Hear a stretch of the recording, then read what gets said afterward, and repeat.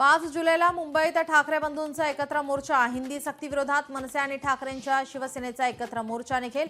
खासदार संजय राऊतांची माहिती। 5 जुलैचा मोर्चा संयुक्त महाराष्ट्र 2ची आठवण करून देणारा मोर्चा असेल। मनसे नेते संदीप देशपांडेंचं वक्तव्य। दोन्ही भाऊ एकत्र येत असेल तर चांगलंच, सगळं विसरून काही करत असतील तर ती गोष्ट केव्हाही चांगली।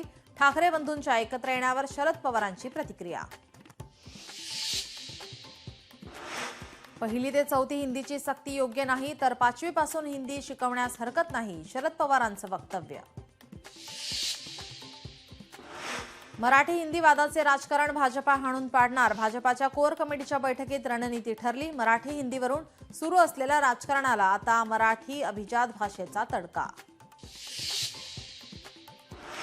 एकनाथ शिंदे येत्या 2 दिवसात राज ठाकरेंची भेट घेण्याची शक्यता। हिंदी भाषा संदर्भात राज ठाकरेंशी चर्चा करणार। लोकशाही मराठीला सूत्रांची माहिती। निवडणूक आयोगाकडून 345 राजकीय पक्षांची नोंदणी रद्द। आवश्यक अटी पूर्ण न केल्याने पक्षांची नोंदणी रद्द। 2019 पासून निवडणुकांमध्ये भाग घेतलेल्या पक्षांचा समावेश।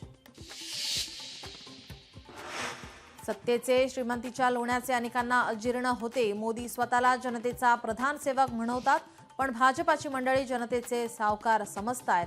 बबनराव लोणीकरांवर सामनातून हल्लाबोल।